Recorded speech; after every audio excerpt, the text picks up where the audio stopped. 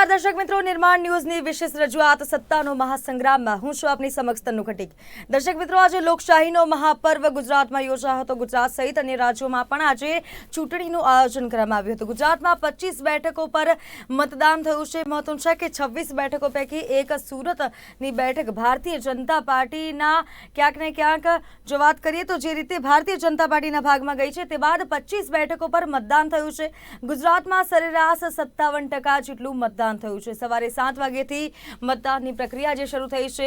અનેક લોકોએ મતદાન કર્યું છે। અનેક મોટા રાજકીય નેતાઓ હોય કે પછી અનેક સેલિબ્રિટીઝ હોય, અનેક લોકોએ મતદાન કર્યું છે। આવી કાળઝાળ ગરમી વચ્ચે પણ મતદાન પૂર્ણ થયું છે। લોકોએ ગરમીમાં પણ ઘરેથી નીકળીને મતદાન કર્યું છે। અને ખાસ કરીને જો વાત કરીએ તો ગુજરાતમાં લોકો મતદાનમાં જોડાયા છે। ગુજરાતમાં 57% જેટલું સરેરાશ મતદાન થયું છે। કુલ રાજ્યની 25 બેઠકો પર મતદાન થયું છે અને આ મતદાનમાં અનેક સીટો પર ક્યાંક ને ક્યાંક હવે રસ્સાકસીનો માહોલ પણ જોવા મળ્યો હતો। મહત્વનું છે કે ગુજરાતમાં જે રીતે ભારતીય જનતા પાર્ટી અને ઇન્ડિયા ગઠબંધન વચ્ચે આ રસ્સાકસીનો માહોલ જોવા મળ્યો હતો તે બાદ અનેક બેઠકો પર ક્યાંક ને ક્યાંક કોંગ્રેસનું પ્રભુત્વ પણ જોવા મળી રહ્યું છે અને ક્યાંક ભારતીય જનતા પાર્ટી જે રીતે છેલ્લી 2 વખતથી સતત જીતતી આવી છે તો લોકો વચ્ચે એક વિશ્વાસ પણ જોવા મળી રહ્યો છે। તો મહત્વનું છે કે મતદાનની પ્રક્રિયા પૂર્ણ થઈ છે। કાળઝાળ ગરમી વચ્ચે લોકોએ જઈને મતદાન કર્યું છે। ગુજરાતમાં સરેરાશ 57% મતદાન નોંધાયું છે। દેશમાં ત્રીજા તબક્કાનું મતદાન થયું છે અને 6 વાગ્યા સુધીમાં 60.19% મતદાન નોંધાયું છે। તો સૌથી વધુ મતદાન આસામમાં નોંધાયું છે જ્યારે સૌથી ઓછું મહારાષ્ટ્રમાં નોંધાયું છે। મહત્વનું છે કે ત્રીજા તબક્કાનું મતદાન આજે યોજાયું હતું। અનેક રાજ્યોની એક સાથે જે ચૂંટણી હતી અને હવે 4 જૂને જ્યારે પરિણામ આવવાનું છે, પરિણામને લઈને પણ હવે ક્યાંક ને ક્યાંક રાહ જોવાઈ રહી છે કેમ કે આ રાજકીય જે પક્ષો જે કહી શકાય, રાજકીય પાર્ટીઓ તે હવે પરિણામની રાહમાં છે। ભારતીય જનતા પાર્ટીનું ગુજરાતમાં છેલ્લી 2 ચૂંટણીથી પ્રભુત્વ વધારે હતું અને હવે ક્યાંક જો વાત કરીએ તો અનેક એવી બેઠકો હતી જ્યાં કોંગ્રેસ પોતાનું પ્રભુત્વ બનાવી રહી હતી અને લોકો રાહ જોઈ રહ્યા છે કે આ દરેક જે બેઠકો પર કોંગ્રેસનું પ્રભુત્વ જોવા મળ્યું ત્યાં હવે ભારતીય જનતા પાર્ટી જીતે છે કે કોંગ્રેસ જીતે છે તે હવે આગામી સમયમાં જાણવા મળશે। 4 જૂને જ્યારે પરિણામ આવવાનું છે, પરિણામને લઈને અનેક લોકો રાહ જોઈ રહ્યા છે। એક બાજુ જ્યારે રાજકોટની બેઠક પણ વધારે ચર્ચામાં છે, તે બેઠકને લઈને પણ લોકો રાહ જોઈ રહ્યા છે કે રાજકોટ બેઠક પર કયા ઉમેદવારનું ચિત્ર ક્લિયર થાય છે। મહત્વનું છે કે આ વખતે ઘણી એવી બેઠકો હતી જે બેઠકો ચર્ચામાં રહી છે। રાજકોટની બેઠક હોય કે સુરેન્દ્રનગરની બેઠકમાં જો વાત કરીએ તો અંદરો અંદર ભારતીય જનતા પાર્ટીના ઉમેદવારોને લઈને વિખવાદ હોય। આ વખતે ઘણા એવા મુદ્દાઓ હતા તેને લઈને ગુજરાતનું રાજકારણ ચર્ચામાં રહ્યું છે। તો મહત્વનું છે કે રૂપાલાનું વિવાદિત નિવેદન હોય કે ગુજરાત ભાજપમાં અસંતોષની માંગ હોય કે પછી સુરતમાં મુકેશ દલાલનો બિનહરીફ વિજય હોય, અનેક એવા મુદ્દાઓ ચર્ચામાં રહ્યા છે। જ્યારે ભરૂચમાં પણ ચૈતર વસાવાને લઈને આ વખતે રાજકારણ ગરમાયું હતું। હવે જોવું એ રહ્યું કે આ દરેક મુદ્દાઓ વચ્ચે પ્રજાએ કોનો સાથ આપ્યો છે, પ્રજાએ કોને વોટ આપ્યો છે, કોને જીતાડ્યા છે તે હવે આગામી સમયમાં જાણવા મળશે। 4 જૂને જ્યારે પરિણામ આવશે ત્યારે આ તમામ બાબતોનું લઈને ચિત્ર સ્પષ્ટ થશે। અનેક એવા મુદ્દાઓ ચર્ચામાં રહ્યા છે। જો વાત કરીએ રાષ્ટ્રીય લેવલે તો નેશનલ લેવલે ઘણા એવા મોટા મુદ્દાઓ ચર્ચાયા છે। રામ મંદિર હોય કે CAA કે પછી 370ની કલમ હોય, પરિવારવાદ હોય, મફત અનાજ હોય, કૃષિ કાયદો હોય, ED CBI હોય, અનેક એવા મોટા મુદ્દાઓ ચર્ચામાં રહ્યા છે। લોકોના મગજમાં આ દરેક વાતો છે પરંતુ આ દરેક મુદ્દાઓ જે ગરમાયા છે તે મુદ્દાઓ વચ્ચે પ્રજાએ કોનો સાથ આપ્યો છે, કોને જીતાડ્યા છે, કયા રાજકીય નેતાને પ્રજાએ પોતાનો સાથ આપ્યો છે તે હવે જોવું રહ્યું કેમ કે આગામી દિવસોમાં હવે પરિણામ આવવાનું છે।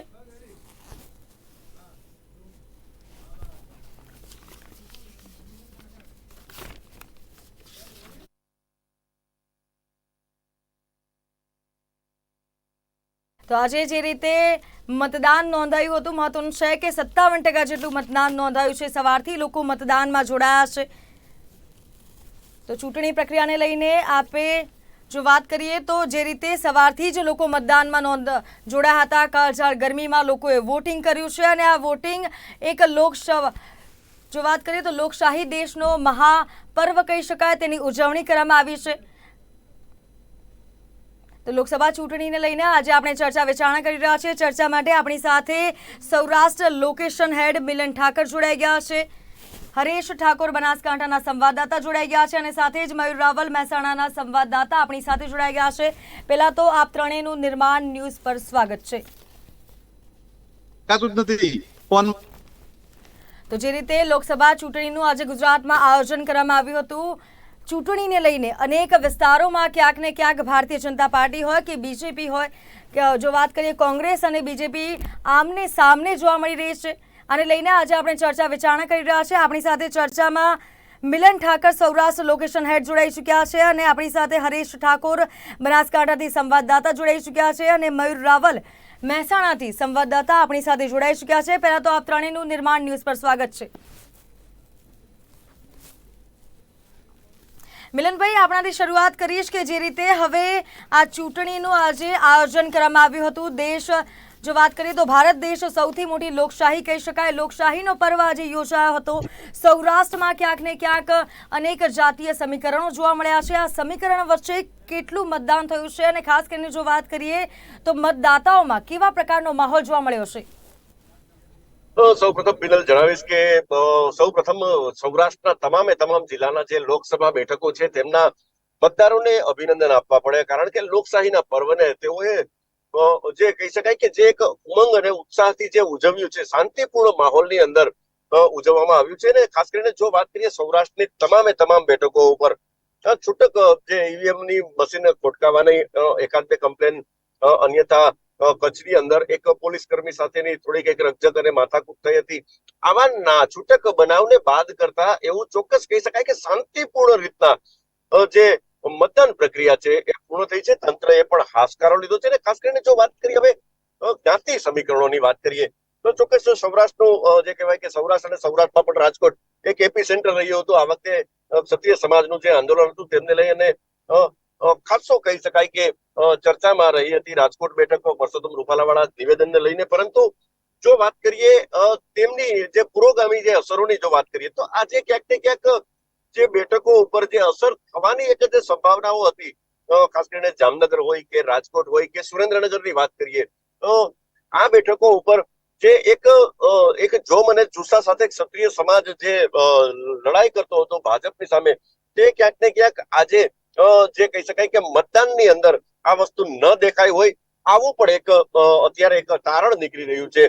જો વાત કરીએ ઓલ ઓવર મતદાનની વાત કરીએ તો સરેરાશ સૌરાષ્ટ્રની જે બેઠકો છે તેમાં 60% આસપાસનું મતદાન રહ્યું છે તેવું કહીએ તો પણ અતિશયોક્તિ નથી। જો કે સત્તાવાર આંકડા છે એ ચૂંટણી પંચના હજુ આવવાના બાકી છે, પરંતુ અત્યારે જે સૌરાષ્ટ્રની સાથે બેઠકોની આપણે વાત કરીએ એમાં જુનાગઢ પણ આવે છે, પોરબંદર બેઠક પણ આવે છે, કચ્છની પણ આવે છે। આ ઉપરાંત અન્ય જે બેઠકો છે અમરેલીની છે, ભાવનગર છે। તો આ ઓલ મળીને જો વાત કરવા જઈએ તો સૌરાષ્ટ્રની જે સાથે બેઠકો છે આ 7 બેઠકોમાં મતદાન શાંતિપૂર્ણ રીતના પૂર્ણ થયું છે। જી મિલનભાઈ, જે રીતે હવે રાજકોટ બેઠક ક્યાંક ને ક્યાંક સૌરાષ્ટ્રમાં ચર્ચામાં રહી છે, જે રીતે રાજપૂત સમાજને લઈને નિવેદન આપવામાં આવ્યું હતું તે બાદ પણ રૂપાલા યથાવત જોવા મળ્યા હતા। શું લાગે છે, રૂપાલાને લઈને જે વિવાદ સર્જાયો હતો તેની અસર જોવા મળશે કે કેમ? ચોક્કસ લાગતું હતું કે રૂપાલાની જે વિવાદ થયો હતો, ખાસ કરીને તેમના નિવેદનને લઈ અને જે એક વિવાદ ઉભો થયો હતો, ક્ષત્રિય સમાજ સામે આવ્યો હતો, ન માત્ર રૂપાલા પરંતુ ભાજપની પણ સામે એક તબક્કે ક્ષત્રિય સમાજ આવી ગયો હતો।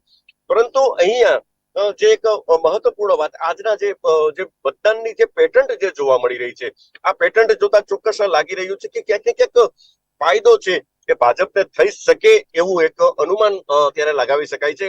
60% ઉપરનું મતદાન રાજકોટની લોકસભા બેઠક ઉપર થયું છે, વધુ મતદાન થાય છે 60%, એટલે કે 60% એટલે એકંદરે વધારે મતદાન કહી શકાય છે। અને તેમાં પણ જો વાત કરીએ લોકસભા બેઠકના આંકડાની વાત કરીએ તો ટંકારા કે જ્યાં પાટીદારોની સૌથી વધુ વસ્તી છે જે તાલુકાની અંદર જે વિધાનસભા બેઠકની, તો ત્યાં લગભગ કહી શકાય કે 70% ઉપરનું તેમનું મતદાન થયું છે।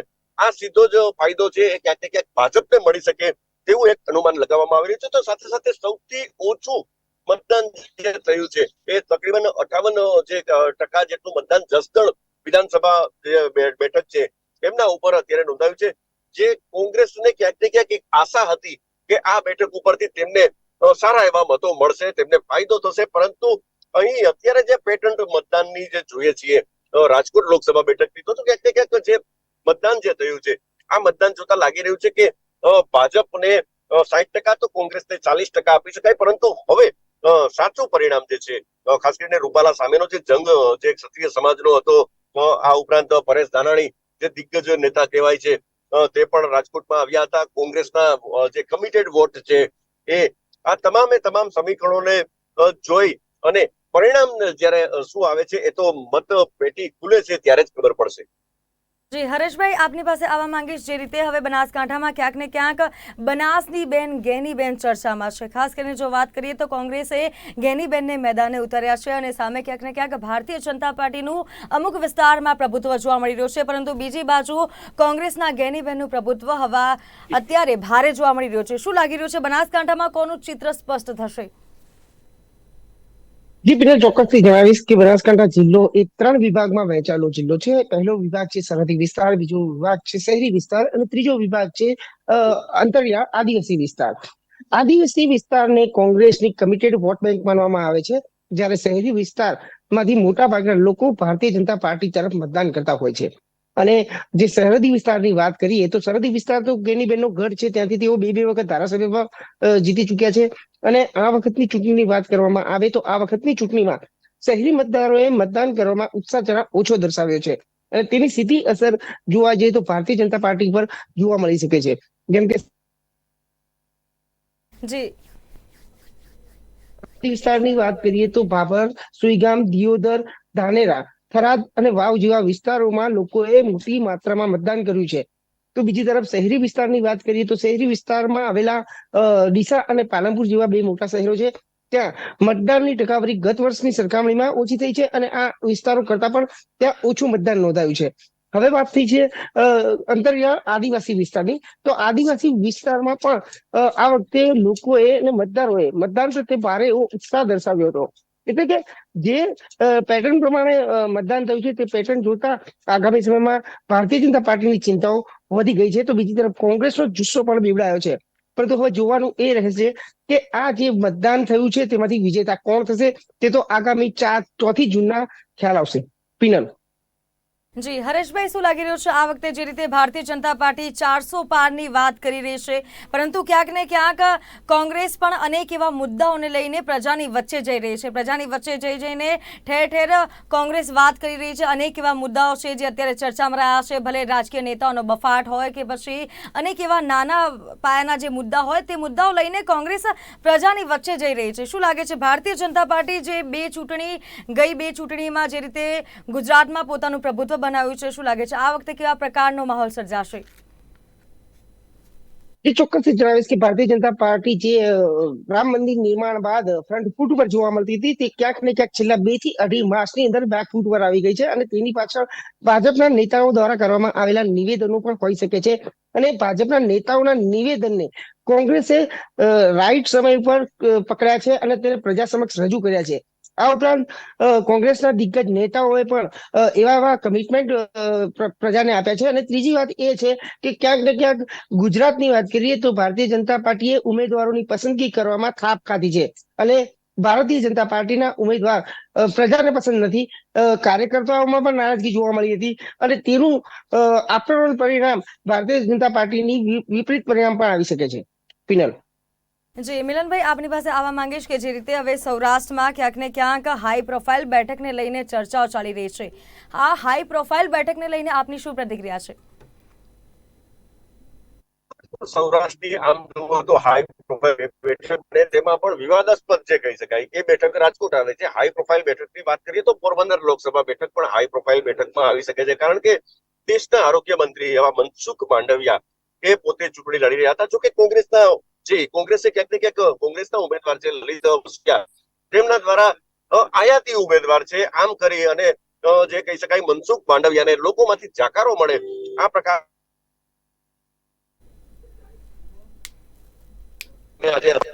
આ લોકસભા વિસ્તારની અંદર જે મતદાનની પેટર્ન જોતા ચોક્કસ લાગી રહ્યું છે કે મનસુખ માંડવિયા ની સામે લલિત વસોયા જે છે એ ટૂંકા રહ્યા છે એવું કહીએ તો પણ અતિશયોક્તિ નથી, કારણ કે ભાજપની સામે કોંગ્રેસની લડાઈ હતી, પરંતુ આરોગ્ય મંત્રી દેશના જે છે મનસુખ માંડવિયા, તેમના વ્યક્તિત્વ અને તેમની જે ઇમેજ હતી તે પ્રમાણે લોકોએ ક્યાંક ને ક્યાંક ભાજપ ઉપર વધુ વિશ્વાસ મૂક્યો છે. સાથે સાથે આપણે બીજી એક વાત પણ જણાવીશ કે આજે યોગાનું એક પોરબંદરમાં જે પેટા ચૂંટણી જે છે, પોરબંદરના અર્જુન મોઢવાડિયા જે ભાજપમાં આવ્યા છે, તો તેમની સામે પણ જે કોંગ્રેસના ઉમેદવાર હતા, મતલબ ક્યાંક ને ક્યાંક જે જોવા જઈએ તો ભાજપનો હાથ છે એ આ બેઠક ઉપર ઊંચો હોય તેવું લાગી રહ્યું છે. રહી વાત હવે વિવાદાસ્પદ બેઠકની વાત કરીએ તો પરસોત્તમ રૂપાલા જે રાજકોટ બેઠક ઉપર તેમને જે ક્ષત્રિય સામેનું નિવેદન અને ત્યારબાદ જે સતત જે કહી શકાય વિવાદોમાં તેઓ ઘેરાયેલા રહ્યા હતા, પરંતુ સામે પરેશ ધાનાણીની વાત કરવી છે. પરેશ ધાનાણી મેદાનમાં આવ્યા છે, ચોક્કસ તેમને ટક્કર આપવા માટે થઈ અને પૂરતા પ્રયત્નો કર્યા છે, પરંતુ ક્યાંક કે કોંગ્રેસ છે છૂટી છવાઈ પણ અહીં જોવા મળી હતી. આપને જણાવ્યું કે પરેશ ધાનાણીની જે રેલીઓ અથવા તો જે તેમનો જન સંપર્ક થતો હતો ત્યારે 20-25 કે 30 કાર્યકર્તાઓ તેમની સાથે હોય, આગેવાનો સાથે હોય, મતલબ ક્યાંક ને ક્યાંક જે સ્થાનિક લેવલે જે કોંગ્રેસનો જે એક જૂથવાદ છે એ પણ ક્યાંક ને ક્યાંક અસર કરી ગયો હોય તેવું લાગી રહ્યું છે. આ બધાની વચ્ચે મતદારોનો મિજાજ છે એ કઈ તરફ જાય તેના તરફ સૌની મીટ હતી. ચોક્કસ લેઉવા પાટીદાર અને કડવા પાટીદાર બંને જે ઉમેદવારો છે, પરસોત્તમ રૂપાલા છે, કડવા પાટીદાર છે, ત્યાં કડવા પાટીદારના રાજકોટ બેઠક ઉપર 1.5 લાખ મતો છે, તો લેઉવા પાટીદાર પરેશ ધાનાણી છે 3.5 લાખ જેટલા મતો છે. મતલબ ક્યાંક ને ક્યાંક પરેશ ધાનાણી પોતે લેઉવા પાટીદારોના મતોને અંકે કરવા માટે કોંગ્રેસ પોતાની તરફ લેવા માટેના પ્રયત્નો કર્યા હતા, પરંતુ જે પત્રિકા કાંડ થયો, આ પત્રિકા કાંડને લઈ અને એમાં પણ કોંગ્રેસની સંડોવણી ખુલી. મતલબ ક્યાંક ને ક્યાંક પ્રજામાં એક એવો પણ મેસેજ ગયો કે કોંગ્રેસ પોતાની તરફ કરવા માટે થઈ અને આ પ્રકારના કારસા કરે છે, આવું પણ એક લોકોમાં ઇમેજ થતી જોવા મળી હતી. જોકે આ બધાની વચ્ચે મેં આપને જણાવ્યું તેમ ક્ષત્રિય સમાજનું આંદોલન જે ચાલતું હતું, ક્ષત્રિય સમાજ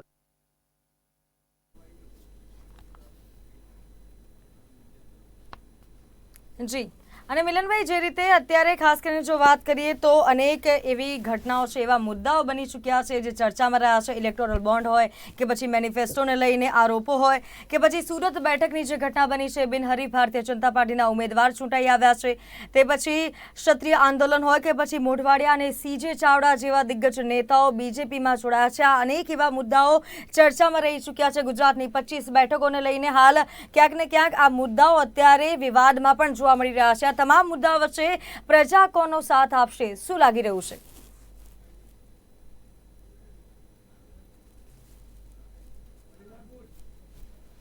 મિલનભાઈ, ચોક્કસથી અત્યારે આજે લોકસભા ચૂંટણીનો મહાપર્વ યોજાશે, તેને લઈને આજે આપણે ચર્ચા કરી રહ્યા છીએ અને ખાસ કરીને અનેક એવા મુદ્દાઓ ગુજરાતની બેઠકોને લઈને ચર્ચામાં રહ્યા છે. સુરતની બેઠક પર બીજેપીના ઉમેદવાર બિનહરીફ ચૂંટાયા હોય કે પછી મેનિફેસ્ટોને લઈને આરોપો હોય કે પછી ઇલેક્ટોરલ બોન્ડ હોય, અનેક એવા મુદ્દાઓ ચર્ચામાં રહ્યા છે. આ દરેક મુદ્દાઓ વચ્ચે ભારતીય જનતા પાર્ટીનું ક્યાંક ને ક્યાંક પ્રભુત્વ ગુજરાતમાં પહેલેથી વધારે જોવા મળી રહ્યો છે. આ વખતે કેવા પ્રકારનો માહોલ છે? કેમ કે ક્યાંક ને ક્યાંક જો વાત કરીએ તો ગુજરાતની જનતા પહેલેથી જ ભારતીય જનતા પાર્ટી પર વિશ્વાસ મૂકી રહી છે. શું લાગી રહ્યું છે આ વખતે કેવા પ્રકારનો માહોલ હશે?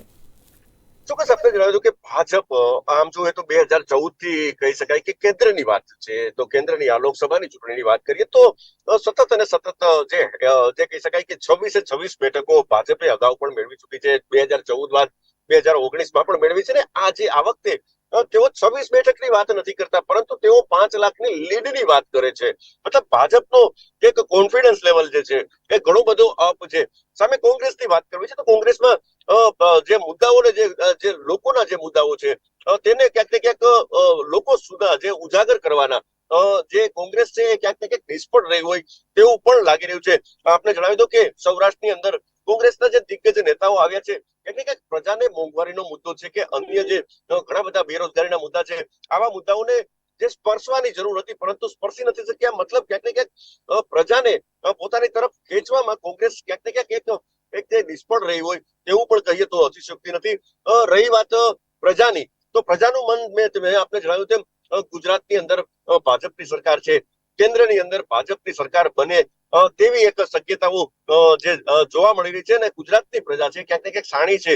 ચોક્કસ કહી શકાય કે ભાજપની તરફે રહી આ પ્રકારનું અત્યારે લાગી રહ્યું છે. જોકે એન્ટી ઇન્કમ્બન્સી નામનું પણ એક ફેક્ટર ચૂંટણીની અંદર જોવા મળતું હોય છે.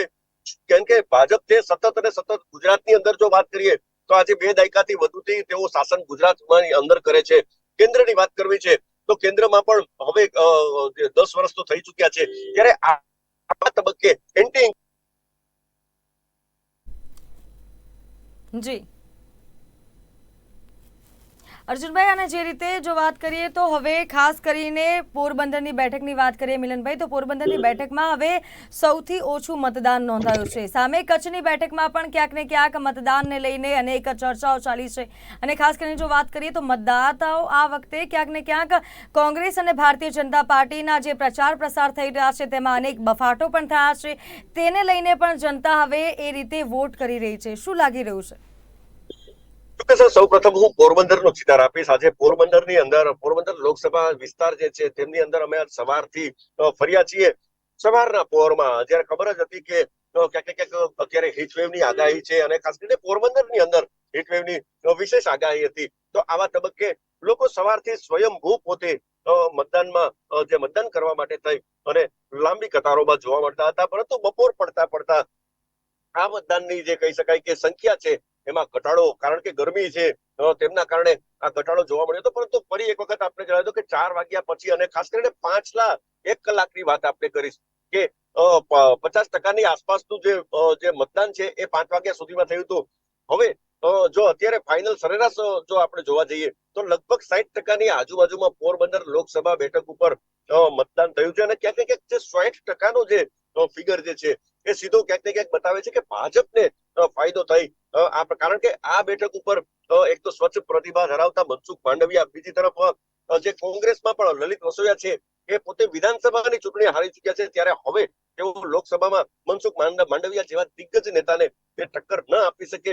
આ પણ ક્યાંક ને ક્યાંક લોકોની માનસિકતા સાથે સાથે મેં આપને જણાવ્યું તેમ પ્રજા છે એ પોરબંદરની ખાસ કરીને વાત કરીશ તો અર્જુન મોઢવાડિયા પણ હવે ભાજપમાં છે.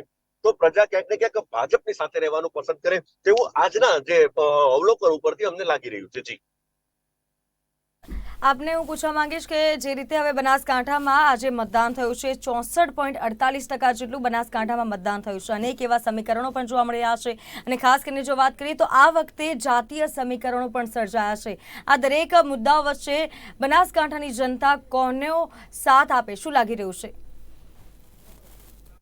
ચોક્કસથી જણાવીશ કે બનાસકાંઠા જિલ્લામાં 64% જે મતદાન થયું હતું તે સાંજે 5 વાગ્યા સુધીનું મતદાન હતું. પરંતુ 5 વાગ્યા બાદ 6 વાગ્યા સુધીમાં જે મતદાનનો ટકાવારી છે તે 73% સુધી પહોંચી ગઈ છે. એટલે કે બમ્પર મતદાન થયું છે. જ્યારે પણ બનાસકાંઠા જિલ્લામાં મોટી માત્રામાં મતદાન થાય છે ત્યારે તે ભાજપને જ ફાયદો કરતું હોય છે. વર્ષ 2014 અને 2019 કરતા પણ 2024ની લોકસભા ચૂંટણીમાં ભારે મતદાન થયું છે.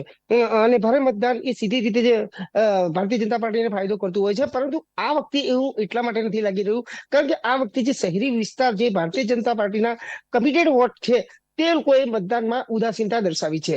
અને ક્યાંક ને ક્યાંક કોંગ્રેસ જે ગ્રામીણ વિસ્તારોમાં ખૂબ જ અંડર કરંટ ચાલી હતી અને તેના પ્રભાવને પગલે ગ્રામીણ વિસ્તારોમાં પણ મોટી માત્રામાં મતદાન થયું છે. એટલે કે ભાજપને જે નુકસાન કરતું કોઈ ફેક્ટર હોય તો તે આજે ગ્રામીણ વિસ્તારમાં થયેલા મતદાન જે છે તે ભાજપને નુકસાન કરી શકે છે. સાથે સાથે જાતિવાદી સમીકરણોની વાત કરવામાં આવે તો ભારતીય જનતા પાર્ટીના ઉમેદવાર ચૌધરી સમાજમાંથી આવે છે, જ્યારે કોંગ્રેસના ઉમેદવાર ઠાકોર સમાજમાંથી આવે છે. બનાસકાંઠા જિલ્લાની વાત કરીએ તો બનાસકાંઠા જિલ્લામાં 4,95,000 ઠાકોર સમાજના મતો છે. તેની સામે 2,75,000 ચૌધરી સમાજના મતો છે. જ્યારે ઇતર સમાજની વાત કરીએ તો રબારી સમાજ, દલિત સમાજ, મુસ્લિમ સમાજનો પણ સમાવેશ થાય છે. પરંતુ બે મોટા સમાજની વાત કરીએ તો ચૌધરી સમાજ અને ઠાકોર સમાજ. ત્યારે ઠાકોર સમાજના મતો અહીંયા વધારે છે. સાથે સાથે આ વખતે રબારી સમાજ પણ ક્યાંક ને ક્યાંક ભાજપથી નારાજ જોવા મળી રહ્યો હોય તેવું જોવા મળી રહ્યું છે. તો ત્રીજી તરફ મુસ્લિમ સમાજ છે એ પણ હંમેશા કોંગ્રેસની તરફેણમાં મતદાન કરતો હોય છે. એટલે કે ભારતીય જનતા પાર્ટી ના જે કમિટેડ મતો છે તે માત્ર ચૌધરી સમાજ નહીં, ઇતર સમાજ પણ છે. પરંતુ મોટી જે મત બેંક કહેવામાં આવે છે તે આ વખતે કોંગ્રેસ તરફ જોવા મળી રહી છે અને તેનું સીધું પરિણામ ભાજપને નુકસાન પહોંચાડી રહ્યું છે. પિનલ.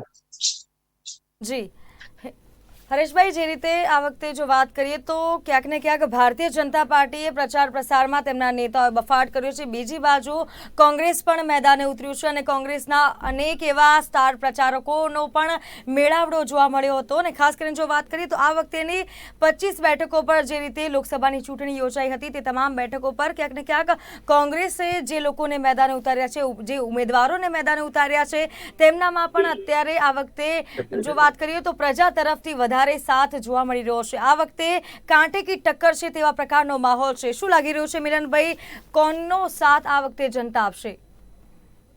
ચોક્કસ આપને જણાવી દઉં, મેં સૌરાષ્ટ્રનો ચિતાર મેં આપને જણાવ્યું છે. સૌરાષ્ટ્રની અંદર મેં આપને પ્રથમ જ જણાવીશ કે 60-40 નો રેશિયો લાગી રહ્યો છે. મતલબ 60% છે કે પ્રજા ભાજપ તરફે રહે, આ પ્રકારનું એક પ્રાથમિક અનુમાન અત્યારે આપણે કાઢી શકીએ છીએ. આજે જે મતદાન થયું છે, જે મતદાનની પેટર્ન છે અને જે ટકાવારીની પેટર્ન છે, ઊંચી ટકાવારી જાય છે તો સ્વાભાવિક છે કે ભાજપને ફાયદો થાય છે. આ પ્રકારની એક પેટર્ન રહેલી છે ને આ જ પેટર્ન ક્યાંક ને ક્યાંક આજે જોવા મળી છે. કચ્છની હું વાત આપને જણાવીશ. કચ્છની અંદર ક્ષત્રિય સમાજના આંદોલનના કારણે વિનોદ ચાવડા જે ભાજપના ઉમેદવાર છે તેમને રોષનો સામનો કરવો પડતો હતો. લાગતું હતું કે ક્ષત્રિય સમાજ છે કે અહીં કચ્છની બેઠક ઉપર ચોક્કસ જે કહી શકાય કે ભાજપને નુકસાન કરી શકે છે. પરંતુ જો આજની જે મતદાન જે થયું છે અને જે પેટર્ન અત્યારે જે જોવા મળી રહી છે, ખાસ કરીને મતદાન જે થયું છે તેમને લઈ અને ચોક્કસ ગઈ લોકસભાની ચૂંટણીમાં જેટલું મતદાન થયું હતું 58% જેટલું સરેરાશ, આજે 58% જેટલું સરેરાશ જો આ બેઠક ઉપર મતદાન નોંધાય છે તો ચોક્કસ કહી શકાય કે પરિણામોમાં કોઈ મોટું પરિવર્તન આવતું નથી. ચોક્કસ ભાજપને લીડ ન આવે પરંતુ ભાજપ અહીં જીતી શકે તેવું એક અત્યારે સંકેતો લાગી રહ્યા છે.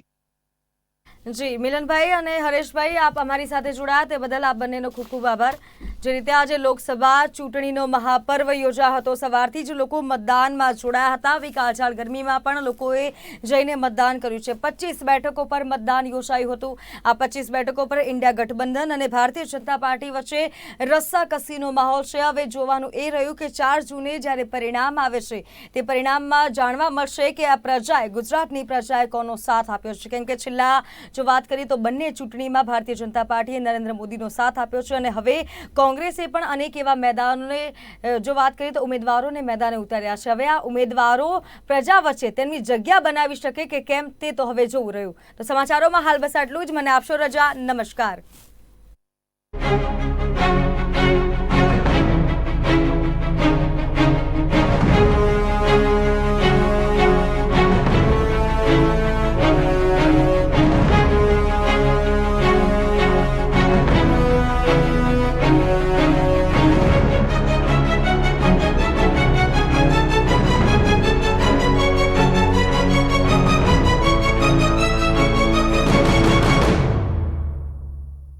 આ પ્રોગ્રામ